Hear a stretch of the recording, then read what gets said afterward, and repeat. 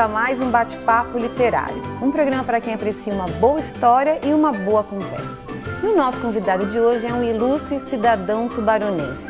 A sua vida profissional é pautada por importantes realizações. Desde 1967 atua como médico ginecologista e obstetra aqui na nossa cidade. Em 1985 e 86 foi secretário da Saúde de Santa Catarina no primeiro governo de Esperidião Amin. Na área política, foi eleito prefeito de Tubarão em 1972 e 1992 e vice-prefeito em 1988. Mas hoje ele está aqui para falar de seu livro Tubanharou, Pai Feroz, lançado recentemente no Centro Municipal de Cultura. O livro não só resgata os fatos marcados pelas enchentes provocadas pelo Rio Tubarão, mas também faz um resgate histórico do rio como percurso do processo de colonização da região sul de Santa Catarina. Estou falando do médico, escritor e pesquisador Dr. Irmoto José Ferchutti. Tudo bom, doutor Irmoto? Boa tarde, a colega confreira, né? Meu confrade, né, doutor Irmoto? Minha colega confreira. E boa tarde ou boa noite ao telespectador que nos assiste nesse momento. Doutor Irmoto, é um prazer enorme receber o senhor mais uma vez aqui no programa, então, para falar um pouco dessa trajetória de médico, político, escritor e, é claro, do livro que o senhor lançou agora, que mais um livro aqui para nós contando a história de Tubarão, né? Sim. Que é Tubanharou, Pai Feroz. Antes da gente começar a falar do livro, eu gostaria muito que o senhor contasse um pouquinho da sua trajetória de médico, político e falar um pouquinho do Irmoto escritor também aqui da nossa médico, cidade. Eu me formei em 66, fiz residência médica e comecei a trabalhar em 1968 aqui em Tubarão. Né? Cheguei com residência feita em obstetrícia e ginecologia, mas, dada a necessidade da época, eu vim também preparado para tudo. Então, você vai encontrar aí placa na perna, que fui eu que coloquei, placa no fêmur, que fui eu que coloquei, né? Dava de ortopedista, de cirurgião geral, né? Fazia tudo que chegava no plantão. Nós não tínhamos, naquela época, a maneira como não atender o plantão. Nós já atendíamos a maternidade e as urgências que chegavam lá embaixo. Né? O plantão era no mesmo lugar que é agora. Tá? Aliás, antes não era ali. Aquela parte do hospital foi inaugurada a posteriori, nós já estávamos trabalhando há mais tempo. Né? Certo. E isso, depois, as coisas foram se alinhando, surgiram os especialistas, acabaram-se os médicos e surgiram os especialistas. Então, eu leciono na Unisul e sempre chamo a atenção do pessoal que estuda. Nós precisamos formar médico para que a posteriori nós vamos formar um especialista. Mas não, o pessoal já sai da universidade, já sai do banco da graduação com especialista, com a ideia voltada para lá. Então é aquela história que diz, né? O cara tem 5 médicos na cabeceira e ele está mal atendido. E cada um cuidando de apenas uma parte, que eu acho que o médico cuida do dedão do pé, outro do dedão da mão, certo? E assim vai indo. Acho que em primeiro lugar o médico tem que cuidar do ser humano, né? Tinha que ter uma ideia global do corpo humano para saber, né? Para saber como proceder. Aliás, naquela época, a gente se dizia o seguinte: a única vantagem que você tem em ser médico é que você pode escolher e sabe para quem mandar os seus parentes. Certo. Era isso aí, você conhecia e tal. Depois eu vim, logo em seguida, eu já era atleta, né? Fui atleta da medicina, da seleção brasileira de voleibol, né? Jogava basquete também, praticava esporte, bola era comigo, só não jogava sinuca. Aí acontece o seguinte, me convidaram, né, para presidir a Comissão Municipal de Esporte com o saudoso professor Vicente Schlickmann. Certo. Aí, depois disso, da chegada, nós conseguimos aumentar o contingente esportivo de Tubarão e até então eles iam 2, 3 carros para os Jogos Abertos, 2, 3 modalidades e já no primeiro ano que eu fui presidente nós já conseguimos levar 2 ônibus de atleta para Mafra. Que bacana, doutor. Em seguida Joinville, em seguida Rio do Sul, Concórdia, tá? Nós então conseguimos, né, ocupar um espaço grande na sociedade tubaronense em relação ao esporte amador. Daí adveio, né, o incêndio do seminário. Ah, certo. Eu estava atendendo o INSS na margem esquerda, onde ele funcionava. No seminário aqui de Tubarão? Isso foi quando, doutor Imóvel? Isso foi antes de eu ser prefeito, foi antes de 72.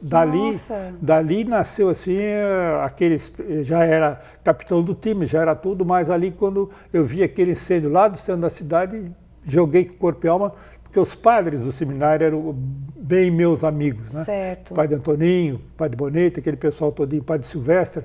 Então, aí fui para lá e decidi, tomei uma atitude, né?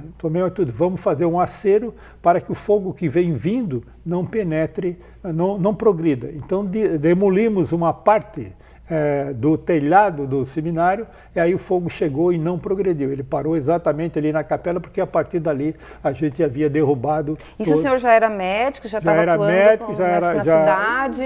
Já tinha concluído faculdade, já atendia normalmente em Tubarão. Dali nasceu assim, o pessoal começou a olhar os políticos, os velhos começaram a olhar, tá, o cara tem chance, tá?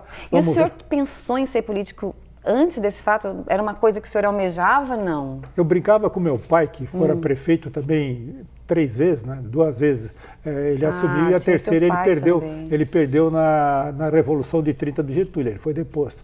Tenho por parte da minha mãe, o Martinho Guisa, esse pessoal todinho, que é Guisa, é meu parente, eles também foram deputados, prefeito de Araranguá, outras coisas. Aí não sei se fervia o sangue a favor da política, mas né, eles me prometeram o seguinte: se tu entra, que nós vamos conseguir um ginásio de esporte para ti. E aí, então, teve um incentivo importante para entrar. Eu lembro que o doutor Colombo chegou em Tubarão, eles me levaram no aeroporto, eu assinei a ficha do partido, da Arena naquela época, lá no aeroporto. No aeroporto assinei e tal, e o doutor Colombo disse assim: vou te dar um ginásio de esporte de presente. E deu. Foi o doutor Otto Feuerstein que foi derrubado. Né? Já o Olavo derrubou o ginásio de esportes. Daí já fui candidato em seguida ali, não queria ser, fui com a seleção universitária brasileira para Fortaleza, onde a senhora vai, estive lá, ficamos 15 dias lá para fugir, para não ser candidato a nada. Voltei, não tinha nada, o pessoal pressionou e eu tive que aceitar, aceitei e ganhei a eleição. Eu fui prefeito em 1972. 1972. Ano que eu nasci. Que bom, né? Pois é, coincidência, né? Que bom, coincidência. E aí, então, o senhor foi prefeito na época da enchente, da grande enchente que 74. Teve em Tubarão. E aí, aqui o senhor faz vários... Essa é uma das razões que o senhor teve vontade de escrever esse livro. E o outro também que o senhor já escreveu sobre a enchente. Isso que te motivou... O outro o primeiro foi especificamente sobre a cheia, né? Foi. Esse aí é sobre o Rio Tubarão, né? Isso. Embora tenha muita coisa sobre a cheia de 74. Tubarão, é a história do Rio Tubarão. Exatamente. Como é que começou a cidade, essas coisas todinhas assim. Quem passou por aqui, né? Os títulos que foram dados, que foi os cognomes de Tubarão, tem um capítulo aí. Isso, tem, eu li. Até anotei aqui, se eu conseguir ler aqui, peraí, deixa eu ver. Os cognomes de Tubarão. Ele era chamado de egípiozinho tubaronense. Egípiozinho brasileiro também, né? Porque ele era um delta, né?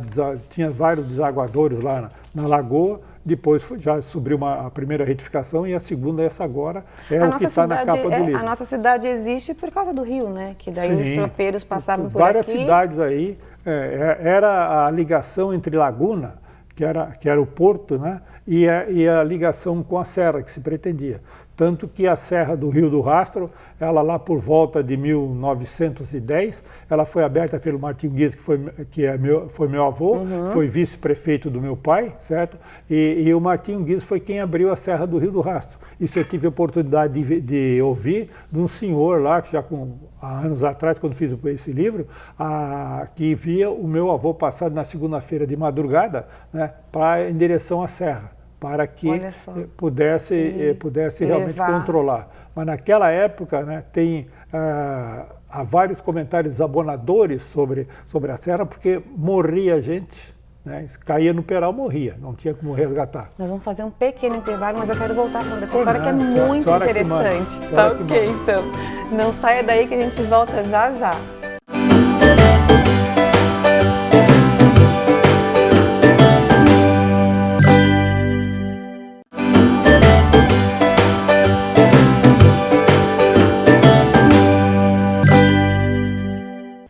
Olá, estamos de volta e no bate-papo literário de hoje estamos recebendo o médico e escritor Dr. Imoto Ferchuti. Ele lançou recentemente o livro Tubanharô, Pai Feroz, que não só resgata os fatos marcados pelas enchentes provocadas pelo Rio Tubarão, como também faz um resgate histórico do rio como percurso do processo de colonização da região sul de Santa Catarina. Mas antes de continuarmos o nosso bate-papo, eu quero falar do IASG, onde você aprende vários idiomas de uma maneira fácil e divertida. E agora, no IASG, você tem um programa totalmente novo, onde a tecnologia digital está associada ao ensino dentro e fora da sala de aula, trazendo maior mobilidade, flexibilidade e rapidez ao seu aprendizado. Usando tablet, celular, iPod e outros aparelhos digitais, você tem acesso a uma variedade de materiais e pode escolher o que mais se identifica. Está esperando o que para fazer sua matrícula? Vá logo para a escola que faz você se conectar com o mundo. Vá para o IASG. Doutor Imoto, vamos voltar então contando a história do Rio Tubarão. E o senhor estava falando dessa história da serra. Da serra do Rio do Rastro, que naquela época era conhecida como Morro Pelado. Tá. Morro Pelado. Aí foi feita... Isso aquela época que o senhor se refere ao quê? 1700? Isso era o começo, porque né? Em 1773 a Câmara da Laguna já trabalhava para que houvesse uma ligação com Lages. Certo. Naquela época o problema era Lages, porque Lages pertencia a São Paulo. Era exatamente, mesmo? São Paulo vinha até lá, a Guerra do Contestado é isso. Nossa. São Paulo pegava o município de Lages. Né? A própria mãe e o pai da Anita Garibaldi nasceram em Lages. Um dos dois, eu não tenho certeza quem, certo. Não posso afirmar, mas um dos dois nasceu em Lages. Tá? Aí, em função disso, né, Laguna exigia, que era o único porto no sul, e o Rio Tubarão era o terceiro rio, era o terceiro rio em volume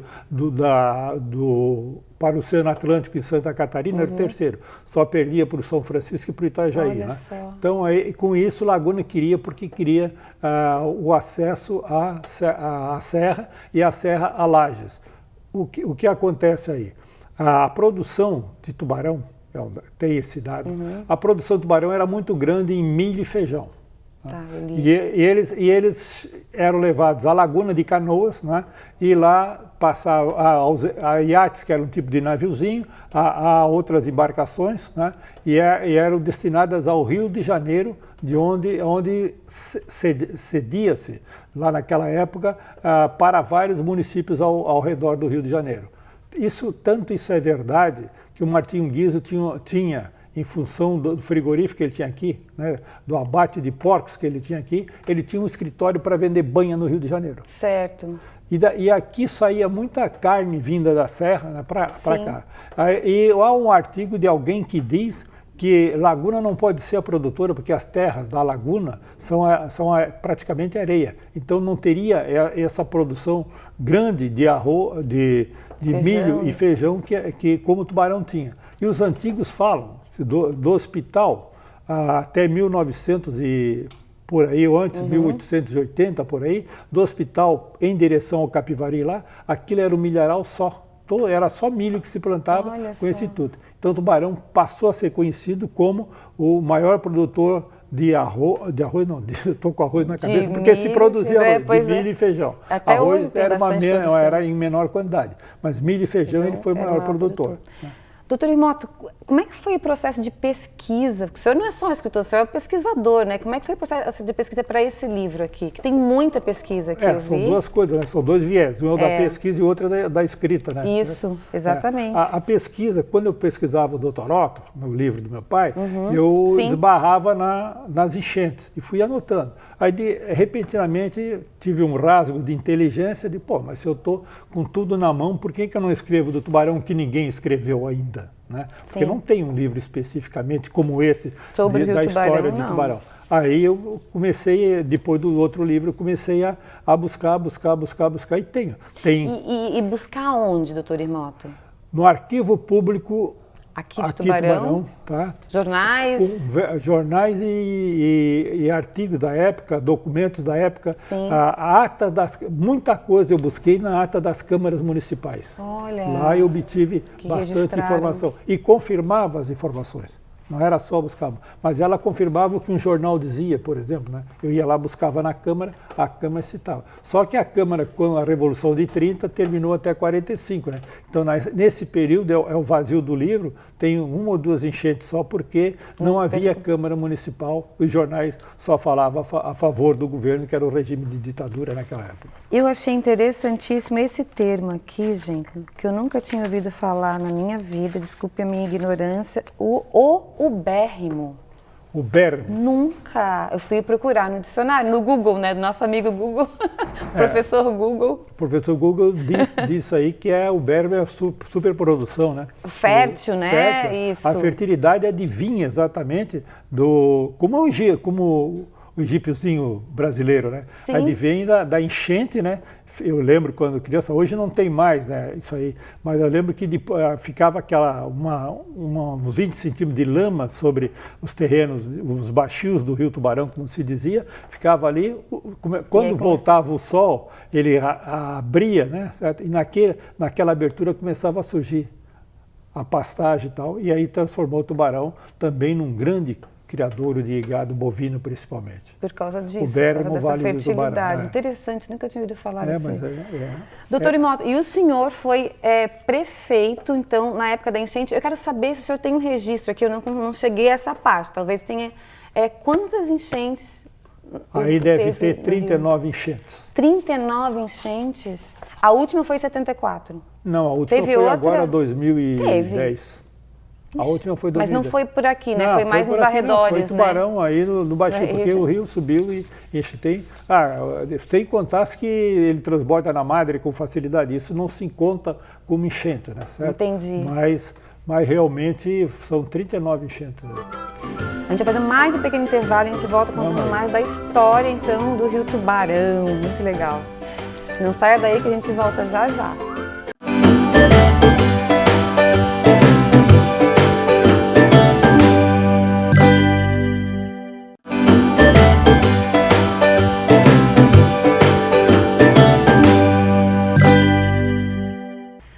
Olá, estamos de volta e no bate-papo literário de hoje estamos conversando com o médico e escritor Dr. Imoto Fesciutti. Ele lançou recentemente o livro Tubanharô, O Pai Feroz, que não só resgata os fatos marcados pelas enchentes provocadas pelo Rio Tubarão, como também faz um resgate histórico do rio como percurso do processo de colonização da região sul de Santa Catarina.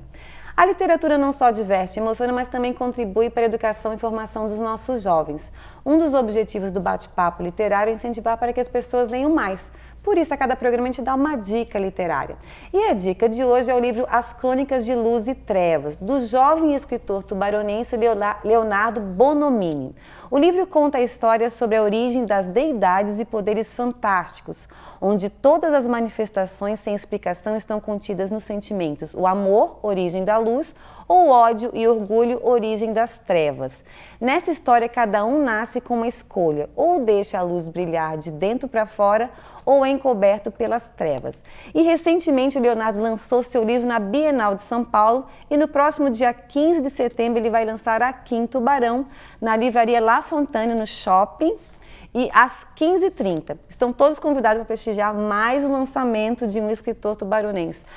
Sabe, doutor Imoto, uma coisa bacana, claro que também por estar fazendo o programa, é ter ciência de quantos jovens, enfim, quantas pessoas aqui de Tubarão estão produzindo, estão escrevendo. É muita gente, doutor Imoto. Sim, já me chamou a atenção isso também. Já te chamou a atenção? A quantidade de gente que você não imaginava que estivesse escrevendo e que tem um livro, né, que não chamou a atenção tanto quanto a gente, mas tem livro publicado. E o senhor sabe que interessante que, às vezes eu comento isso, assim, quando eu comecei o programa, eu achei assim, nossa, eu vou conversar com o pessoal da Catu e tal, e daí a pouco eu acho que não vou ter mais ninguém para convidar. O senhor sabe que hoje eu já tenho convidado para os próximos 2 meses, que o pessoal vem até a mim: Renato, eu vou lançar um livro. Olha que bacana. Não, mas isso é bom, muito né? contente. É um canal bacana para o pessoal poder divulgar, mas eu não tinha ideia que eu ia passar por isso, assim. Acho que fiquei muito surpresa. E à medida que a senhora for apresentando o pessoal que escreve, um contingente maior de escritores haverá de surgir. Exatamente, muito bacana. Estou muito feliz, muito feliz. Mas voltando então ao nosso Rio Tubarão, Na época da enchente de 74, que foi a maior enchente aqui da todos os história de todos os tempos, o senhor foi prefeito. Então, o senhor viu acontecer enchente sobre outro viés, uma outra ótica, né? Como é que foi, assim, ser prefeito nessa época? Assim, imagino que difícil, né? Eu acho que o momento crucial foi no domingo, depois das 4 horas da tarde, quando o Major Varela, comandante, ele esteve aqui no lançamento do livro, comandante da 3ª Companhia, chegou e me disse assim: prefeito, agora o que é que nós vamos fazer? Sim, porque o rio subia, chegava na margem e baixava 10, 15 centímetros. Subia de novo, só não transbordava. Aí eu digo: olha, eu vou fazer o seguinte, o senhor me consegue dinamite, alguém que opere com dinamite, que eu não sou capaz disso aí, eu pego um dos 2 helicópteros e vamos abrir a estrada que liga Jaguaruna à Laguna. Ela está funcionando como um dique. A hora que abrimos ali, vai escoar mais rapidamente essa água que está toda encalhada aí nos baixos do Tubarão. Ele conseguiu dinamite e tal. Eu procurei, eu lembro que era um tenente, falei com todos os tenentes vivos, só tem um falecido, que é o Brizola, e ninguém foi comigo. Então quem foi comigo foi o Brizola. Certo. Nenhum dos tenentes, a gente chamou, falei com o tenente, consegui contato em Curitiba, contato lá no interior de Minas, ninguém é responsável pela ida lá. Agora, o Brizola, como faleceu no acidente, a gente não tem, eles afirmam que é o Brizola, porque o Brizola é que operava com explosivo no quartel. Aí ele conseguiu, peguei um helicóptero e o comandante era o Adenir. Esse Adenir trabalha na Unisul em Florianópolis. Ele escreveu, até tem uma parte sobre ele aí no livro, né? Ele escreveu e nós fomos. Esperávamos, o leste vinha, fechava o Morro da Congonha. Era a única coisa era a única altitude, né, mais elevada que tinha daqui até a Barra do Camacho, até o Farol. Tá? Aí, de repente, abriu, a gente foi lá para frente, fechou. Ele disse assim: prefeito, e agora? Eu digo: agora nós vamos... Tens o mar? Tens. Então nós vamos ao mar, porque nós vamos passar em cima da estrada. E aí seguimos a estrada e chegamos lá. Chegamos lá, aí eles prepararam e tal, já estava abrindo um pouquinho assim, né, escoando água. E era daqui de Tubarão, né, até lá o Camacho, até o Farol, Laguna, era tudo mar. Não tinha. Era o mar d'água. Jaguaruna, tudo isso aí era só água. Aí o operador cumpriu o seu papel, até tem lá um senhor que tem um barzinho no Camacho, que foi quem nos ajudou na época, o seu José Tedesco, é o nome dele, ele nos ajudou a cavar tal, colocar dinamite, acendido o estupinho, o Brizola correu para o helicóptero, levantamos e nisso dá um vento leste forte, joga nós aonde estava explodindo a dinamite, explodindo a dinamite. Aí acho que o helicóptero ainda pegou uns fragmentos de barro e tal, mas sem problema nenhum. E voltamos para cá. Aí à noite estourou a Barra do Camacho. E aí deu uma... Aí começou a vazar. Na segunda-feira de manhã o rio ainda enchia. Nós passávamos no hospital, na avenida para o hospital, depois de 11 horas da manhã a gente não conseguiu mais passar. Aí por volta das 2h30 da tarde o vento deu uma viradinha para o nordeste. E daí foi assim, um chupão. Às 5h30 da tarde, que não passava nada, às 5h30 da tarde, nós já conseguimos ir caminhando, chegar até onde é o shopping hoje e prosseguir para frente. Então, isso foi o momento, para mim, foi o crucial ali. Esse foi. O outro foi decidir, né, a prefeitura ficar na responsabilidade dos corpos. Então, eu ia falar sobre esse assunto, então, muito interessante, a questão dos corpos. Dos corpos. Né? Aí, por acaso, a pessoa é bem conhecida aí, ele estava à procura de um irmão. E nós criamos uma equipe na frente do cemitério. E chegou uma caçamba com um corpo, que era do irmão dele. Tá? Aí o que acontece? Um repórter viu aquilo e espalhou pelo Brasil todinho, 150 corpos na vala comum, chegam corpos de caçamba, são despejados, aquela coisa... Esses corpos eram corpos que não tinham identificação, é isso? Aí para a vala comum, os corpos que a gente não conseguia identificar, embora tivesse alguns bem conhecidos, né? Eu lembro de 3, por exemplo, que eram bem conhecidos na cidade, foram para a vala comum porque a família desnorteada tal, não tinha o que fazer. Foram colocados ali. Depois do tempo que seria 5 anos, né, isso foi em 74, depois de 81 eles tiraram esses corpos que conseguiram identificar, que eram os 5. E a senhora que cuidava, porque foi feito atrás da casa dela, e fez um canteiro de flores em cima daquela vala comum, ela cuidava aquilo, regava, tudo e tal, trabalhou por aqueles corpos ali, pelo espírito daquela gente que estava ali.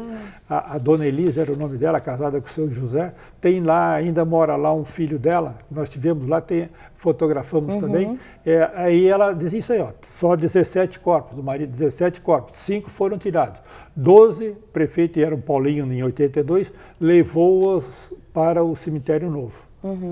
Aí, lá no cemitério novo tem uma placa, tal, eu sempre insisti falando com eles, tal, aí a gente fez uma exumação. Tiramos para ver as ossadas que estão aí, realmente tinham as ossadas permitiam-se dizer que ainda tinham 12 ossadas de corpos humanos. E essas 12 completava com 5 retirados, na vala comum 17. Só existiram 17 corpos. Que loucura, né? Doutor Irmoto, e quem quiser adquirir o livro, como é que faz? Meus livros foram todos presenteados. Já foi no dia do lançamento? Só que agora não tenho mais. Ai, jura? Então vai ter uma segunda edição. Estou encomendando uma segunda edição, né, certo? Porque realmente aquele dia foi uma loucura naquele dia, né? Eu pensei que eles fossem me levar. 3 quilômetros de fila, que bacana. Mas que bom, né? Que prestígio, né, doutor Irmoto? Ainda bem. Pô, duro seria se eu tivesse sentado lá e ninguém quisesse. Não, maravilha. Não, o lançamento tem que ser assim mesmo. Fui feliz em todos os 3 livros. Ali eu lancei o primeiro, né? Era o Estípio Prefeito. O segundo foi lá na Unisul, do meu pai, e o terceiro agora. Sempre lotado, assim, com bastante gente. Parabéns, muito sucesso e obrigada por contar a história da cidade, né? Mais uma vez, né, doutor Irmoto? Minha obrigação, né? Não é da senhora, né? A minha obrigação é minha em contar a história da minha cidade. Que legal, parabéns, obrigada, doutor Irmoto. Eu que agradeço para a senhora, né, e cumprimento, me despeço dos telespectadores. Obrigada, doutor Irmoto. E eu conversei hoje com o médico e escritor Dr. Irmoto Ferschutti. O Bate-Papo Literário está no ar aqui na Unisul TV. Se você não conseguiu assistir o programa inteiro ou gostaria de assistir novamente, ele vai estar disponível na minha página do Facebook, facebook.com/Renata Adalbó, ou pelo canal do programa no YouTube chamado Bate-Papo Literário. Vá lá e inscreva-se. Queria muito agradecer a companhia de vocês e espero todos novamente no nosso próximo Bate-Papo Literário. Até lá!